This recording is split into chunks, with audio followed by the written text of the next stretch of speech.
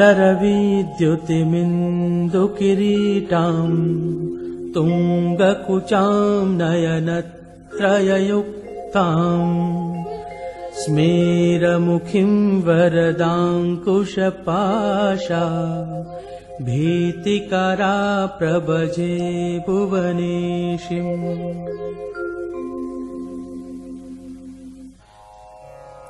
अथ एकादशोऽध्यायः। ऋषिरुवाच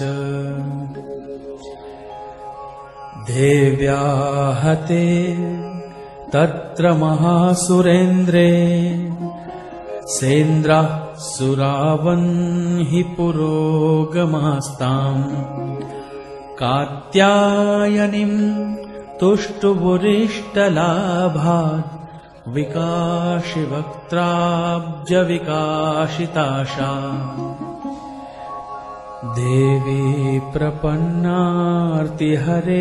प्रसीद प्रसीद मातर्जगतोऽखिलस्य प्रसीद विश्वेश्वरि पाहि विश्वम् त्वमीश्वरी देवी चराचरस्य आधारभूता जगतस्त्वमेका महीस्वरूपेण यतः स्थितासि अपां स्वरूपस्थितया त्वयैतदाप्यायते कृत्समलन्ध्यवीर्ये त्वं वैष्णवी शक्तिरनन्तवीर्या विश्वस्य बीजं परमासि माया सम्मोहितं देवि समस्तमेतत् त्वं वै प्रसन्ना भुवि मुक्तिहेतुः विद्या समस्तास्तव देवि भेदा स्त्रियः समस्ता सकला जगत्सु त्वयैकया पूरितमम्बयैतत् का ते स्तुतिस्तव्यपरा परोक्ति सर्वभूता यदा देवी स्वर्गमुक्तिप्रदायिनी त्वं स्तुता स्तुतयैका वा भवन्तु परमुक्तयः सर्वस्य बुद्धिरूपेण जनस्य हृदि संस्थिते स्वर्गापवर्गदे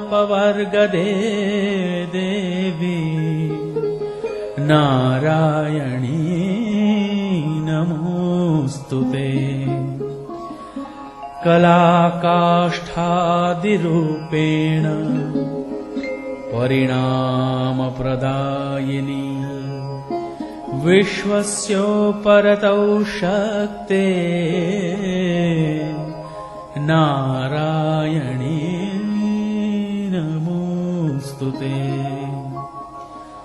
सर्वमङ्गलमाङ्गल्ये शिवे सर्वार्थसाधिके शरण्ये त्र्यम्बके गौरी नारायणी नमोऽस्तुते सृष्टिस्थितिविनाशानां शक्तिभूते सनातनी गुणाश्रये गुणमये नारायणी नमोऽस्तुते शरणागत दीनार्थ परित्राणपरायणे सर्वस्यार्तिहरे देवी नारायणी नमोऽस्तुते हंसयुक्तविमानस्थे ब्रह्माणि रूपधारिणी कौशाम्भक्षरिके देवी नारायणी नमोऽस्तुते। त्रिशूलचन्द्राहिधरे महावृषभवाहिनी माहेश्वरी स्वरूपेण नारायणी नमोऽस्तुते। मयूरकुक्कुटवृते महाशक्तिधरे नधे कौमारी रूपसंस्थाने नारायणी नमोऽस्तुते। शङ्खचक्रगदाशाङ्ग गृहीत परमायुधे प्रसीद वैष्णवीरूपे नारायणी नमोऽस्तुते। गृहीतोग्रमहाचक्रे दंष्ट्रोद्धतवसुन्धरे वराहरूपिणी शिवे नारायणी नमोऽस्तुते। नृसिंहरूपेणोग्रेण हन्तुं दैत्यान् कृतोद्यमे त्रैलोक्यत्राणसहिते नारायणी नमोऽस्तुते। किरीटिनी महाव्रजे सहस्रनयनोज्ज्वले वृत्रप्राणहरे चैन्द्री नारायणी नमोऽस्तुते। शिवदूते स्वरूपेण हतदैत्यमहाबले घोररूपे महारावे नारायणी नमोऽस्तुते। दंष्ट्राकरालवदने शिरोमालाविभूषणे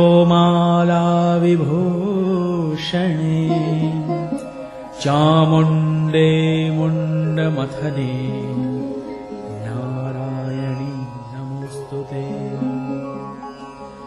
लक्ष्मीलज्जे महाविद्ये श्रद्धे पुष्टिस्वधे ध्रुवे महारात्रि महाविद्ये नारायणी नमोऽस्तुते। मेधे सरस्वती वरे भूतिबाभ्रवितामसि नियते त्वं प्रसीदेशे नारायणी नमोऽस्तुते। सर्वस्वरूपे सर्वेशे सर्वशक्तिसमन्विते भये व्यस्त्राहिनो देवी दुर्गे देवी नमोऽस्तुते।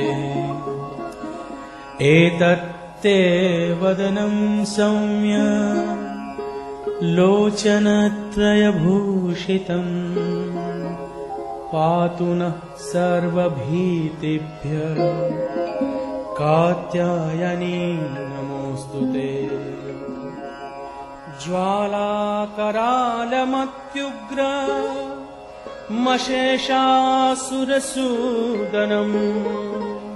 त्रिशूलं पातु नो भीते भद्रकाली नमोऽस्तुते। हिनस्ति दैत्यतेजांसि स्वनेनापूर्यया जगत् सा घण्टा पातु नो देवी पापेभ्यो नः सुतानिव असुरासृग्वप्सापङ्क चर्चितस्ते करोज्ज्वलः शुभाय खड्गो भवतु चण्डिके त्वां नता वयम् रोगान् शेषान् पहंसि तुष्टा हृष्टा तु कामान् सकलानभीष्टान् त्वामाश्रितानां विपन्नराणाम् त्वामाश्रितायाश्रयतां प्रयान्ति एतत् कृतं यत् कदनं त्वयाद्य धर्मद्विषां देवि महासुराणाम् रूपैरनेकैर्बहुधात्ममूर्तिः कृत्वाम्बिके तत् प्रकरोति कान्या विद्यासु शास्त्रेषु विवेकदीपे स्वाद्येषु वाक्येषु च का त्वदन्या ममत्वगर्तेति महान्धकारे बिभ्रामयत्येतदतीव विश्वम् रक्षांसि यत्रोग्रविशाश्च नागा यत्रारयो दस्युबलानि यत्र दावानलो यत्र तथाब्धिमध्ये तत्र स्थिता त्वं परिपासि विश्वम् विश्वेश्वरि त्वं परिपासि विश्वम् विश्वात्मिका धारयसीह विश्वम् विश्वेशवन्ध्या भवती भवन्ति विश्वाश्रयाये त्वयि भक्तिनम्राः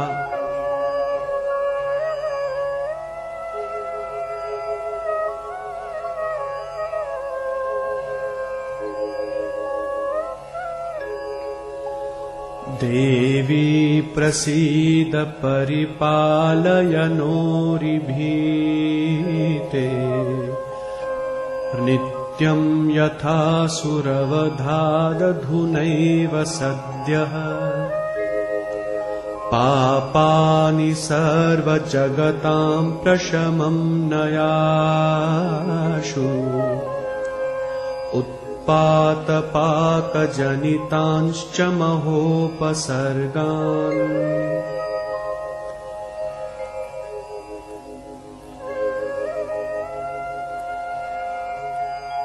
प्रणतानां प्रसीद त्वं देवी विश्वातिहारिणी त्रैलोक्यवासिनामीड्ये लोकानां वरदा भव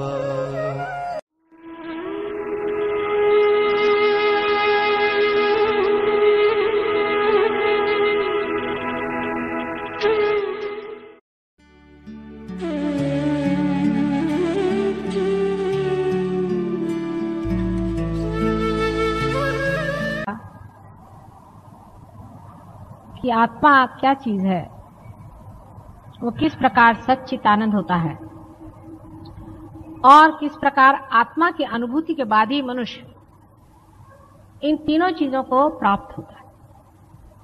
आत्म साक्षात्कार के बगैर आप सत्य को नहीं जान सकते।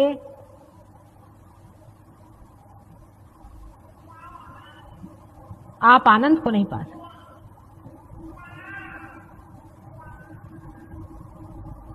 आत्मा की अनुभूति होना बहुत जरूरी है।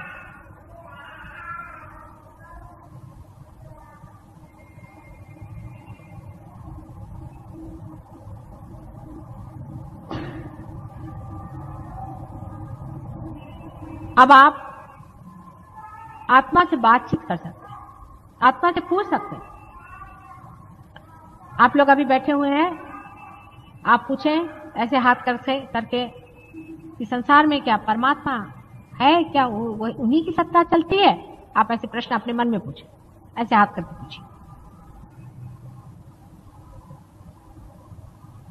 देखिए हाथ में कितने जोर से प्रवाह शुरू हो गया।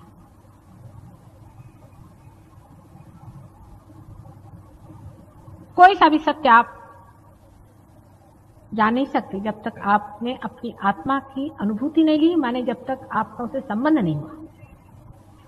आत्मा से संबंध होना सहयोग से बहुत आसानी से घटित होता है। किसी किसी को थोड़ी देर के लिए होता है, किसी के लिए हमेशा के लिए हो जाता है।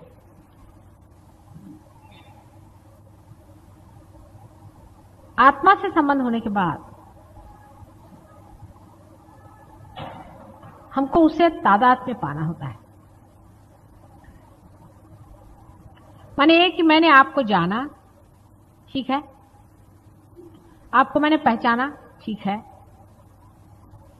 लेकिन मैं आप नहीं हो गई हूं।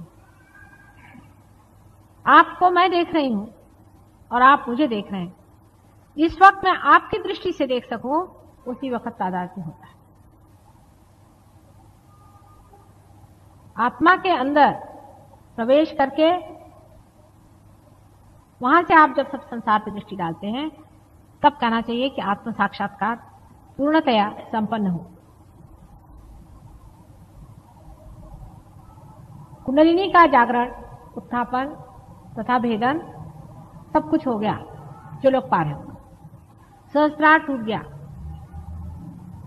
आप चक्रों के द्वारा अपनी स्थिति और दूसरों की स्थिति को भी बहुत अच्छी तरह से पहचान लेते हैं, उसकी जानकारी होने लगी।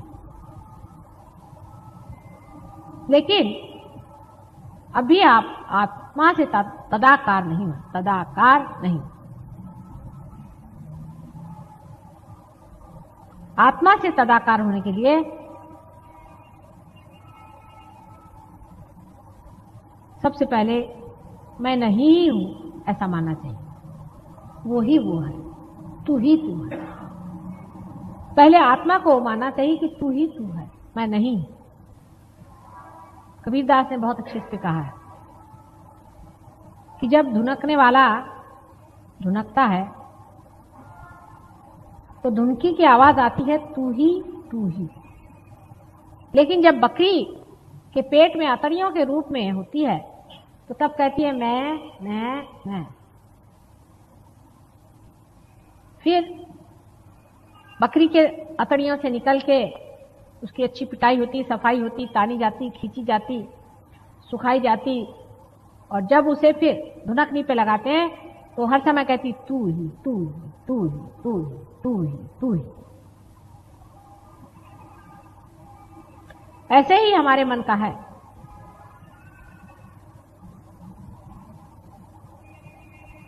मन को खूब अच्छे से देखना चाहिए। देखो तो भला ये मन ये कैसा है, कहां भटकाते रहता है हमको, कहां भटकाते रहा व्यर्थ की चीजों में। हमारा चित्त कहां जाता है? कभी इसको देखते हैं, कभी उसको देखते हैं, कभी इस चीज को देखते हैं, कभी उस चीज को देखते हैं। हर समय हमारा मन किसी न किसी भावना या वासना से भरा रहता था। अब उसमें प्रकाश हो गया, हम देखते हैं इसमें वासना है, भावना है, लेकिन तो भी हम इस गंदी चीज को अपने साथ लिए चले जा रहे हैं। इसको धुनकना है, मारना पीटा नहीं है, धुनकना है। तो उसके और देखें, उसके प्रकाश को प्रज्वलित करें कि हे मन देखो, तुम तो परमेश्वर का मंदिर हो ना। परमेश्वर के मंदिर में ऐसी गंदी भावना क्यों आनी चाहिए? इसको तुम बाहर ही रखो, बहुत हो चुका। पहले कभी लोग ऐसे लिखते थे कि मन समझ समझ पग धरी। हे मन, दुनिया भर की चीजों के लिए तुम दौड़ते हो, तुम परमात्मा के लिए कब दौड़ोगे? परमात्मा को अपने अंदर कब बसाओगे? तुम्हें ये चिंता रहती है कि मेरे बेटे का क्या होगा, मेरे माँ का क्या होगा, मेरे बाप का क्या होगा। अरे मन, ये तेरे कौन रह चुके? ये कोई तेरे हुए हैं? ये पद में झलक, ये कोई तेरे अपने हैं? उनके लिए क्यों तू हर बार इस तरह से परेशान होते रह? अपने मन से बात करें। धीरे धीरे इस तरह से मन की सफाई होते होते आत्मा का प्रकाश उसमें प्लावित होने लगेगा। उस प्रकाश से आप में आनंद की लहरियां बहने शुरू हो जाएंगी। धीरे धीरे आप में जड़त्व लाने वाली जितनी भी चीजें हैं धीरे धीरे घटती जाएंगी और आप अपने आत्मा में ही लीन होते जाएंगे। इस वक्त आप कहेंगे कि मैं ही हूं और कुछ यही भावना रह जाती कि मैं हूं।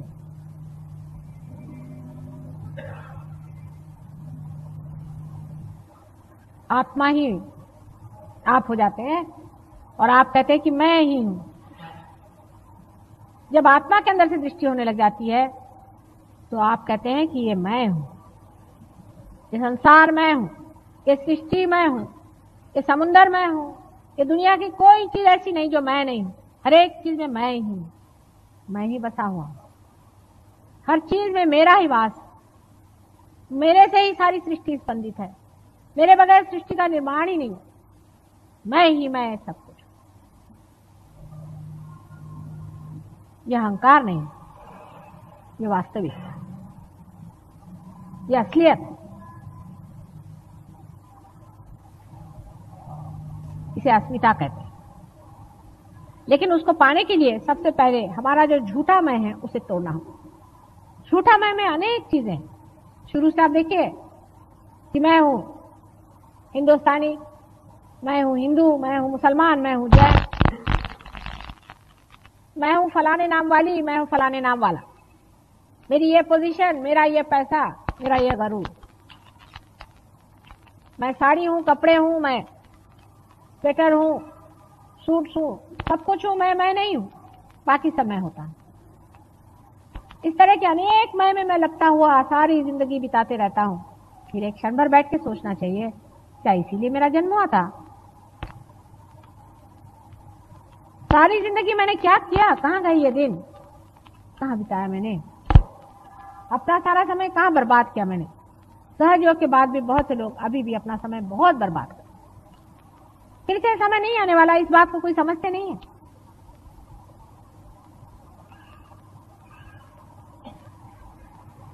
बहुत लोग बर्बाद करते हैं, गलत जगह चले जाते हैं, फिर आके कहते हैं मां मेरा सर पकड़ गया। क्यों ऐसा समय बर्बाद करना है? इसमें रखा ही क्या है? ऐसे तो हजारों लोग अपना समय बर्बाद करते हैं, लेकिन पार होने वाले लोगों को आत्मा में लीन होना चाहिए। सब हो गया, भंडार खोल दिए, दरवाजे खोल दिए, अंदर भी आ गए और अभी आप हाथ पे हाथ धरे बैठे। अब इसे क्या किया जाए? भाई हम आपके लिए खाना बना सकते हैं, आपके मुंह में डाल सकते हैं, अब आपका पचा तो नहीं सकते ना, ये तो आप ही को पचाना है। उसकी कोई मेहनत नहीं है खास। सब चीज के लिए टाइम होता है, इस चीज के लिए टाइम नहीं होता।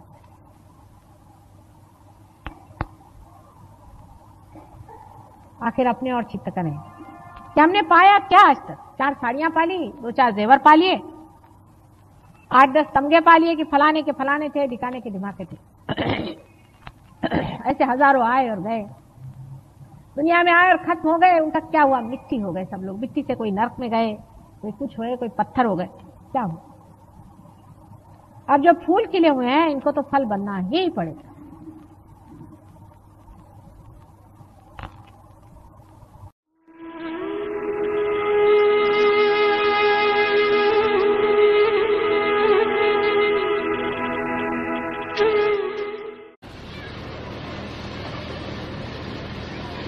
लेकिन सहयोग में आने के बाद भी कल काफी लोगों ने मुझसे कहा कि मां मैं सहयोग में आया तो भी मेरा ये नहीं ठीक हुआ, किसी ने कहा वो नहीं ठीक हुआ। तो सहयोग में घटित क्या हुआ? इसमें कुछ घटना है। सहयोग में कोई अपने सर पे मैं सहयोगी कोई भी लगा ले, उसमें कोई मना तो नहीं कर सकता। कोई भी अपने सहयोगी कह ले, पर वो सहयोगी नहीं हो। सहज योग में सहज योगी बनना पड़ता है। जैसे एक बीज को वृक्ष बनना पड़ता है, जब तक वो घटित नहीं हुआ, वो जब तक बना नहीं तो सहयोगी नहीं। जब वो घटित हो जाता है तो वो समर्थ हो जाता है। उसके अंदर जितनी भी शक्तियां धीरे धीरे जागृत हो जाती हैं, वो सबको ही जागृति दे सकता है, लोगों की बीमारियां ठीक कर सकता है, सारे ज्ञान का वो भंडार बन जाता है। उसकी सारी त्रुटियां खत्म होकर के वो एक परिपक्व इंसान, जिसका मस्तिष्क बहुत प्रगल्भ मैच्योर, ऐसा बन जाता है। तो सहयोग में आने के बाद हर बार देखना चाहिए कि हमारा हृदय स्वच्छ हुआ कि नहीं, कि अब भी उसमें आसपास की ईर्ष्या, आसपास का दोष, यही सब घुमड़ रहा है। इस दिल को जब आप साफ करेंगे तभी तो ना परमात्मा का प्रेम इसमें भरेगा। तो ऐसी कुछ अजीब चीज है कि सहयोग में आने के बाद भी हम इसमें प्रयत्नशील नहीं रहते। एक आदमी दूसरे की बुराई देखेगा या किसी न किसी तरह से स्पर्धा में, कंपटीशन में पड़ जाए और इस स्पर्धाशील स्वभाव के कारण वो दूसरे से हमेशा अलग ही रहेगा। किंतु अगर अच्छाई में स्पर्धा शुरू हो जाए, अच्छाई में, तो सबकी अच्छाई बढ़ जाएगी और सब चीज ठीक हो जाएगी। पर यह भी नहीं हो सकता, कारण अभी तक आत्मा का प्रकाश हमारे अंदर आया नहीं। पर अजीब बात यह है कि आत्मा का प्रकाश पूरी तरह से हमारे चित्त में आया नहीं, हमारे हृदय में पूरी तरह से बसा नहीं। तो सहयोगी होने पर भी डावाडोल मामले चलते हैं, और जब ये डावाडोल मामले चलते हैं, आपसी झगड़े हो जाएंगे, ग्रुपबाजी हो जाएगी, तो हम अपना नुकसान कर रहे हैं, दूसरे का नहीं। जब जरा गर्दन झुकाइए तो आप देखेंगे कि इस हृदय में आत्मा है, पर गर्दन झुकाने की बहुत जरूरत है। अगर आप कहेंगे कि मैं क्यों झुकूं, तो ये आप नहीं बोल रहे, ये मैं है अहंकार। इस अहंकार को आपको थोड़ी देर झुकाना पड़ेगा जबरदस्ती। तो झुकता है कि नहीं झुकता है? तब फिर आपको आश्चर्य होगा कि आपका हृदय का कमल खिलने लगेगा और उसका सौरभ, उसका सुगंध सारे संसार में बहना शुरू हो जाएगा। तब फिर आपकी कुंडलिनी भी चढ़ पड़ेगी, कितने ही उसके तार खुल पड़ेंगे, आपकी तंदुरुस्ती ठीक हो जाएगी, आपकी कमजोरियां खत्म हो जाएगी। किंतु पहले हृदय खोलने की बहुत जरूरत है। ये ठीक है, आप पार हो जाएंगे। आप सहयोग पे लेक्चर दे सकते हैं लंबा लंबा, सब बुद्धि का करिश्मा, और हो सकता है कि आपके हाथ से थोड़े लोग जागरूक भी हो जाए, लेकिन न तो आप आगे जा सकते हैं, न तो वो लोग जा सकते हैं। जिसने इस प्रेम से हृदय को भर लिया,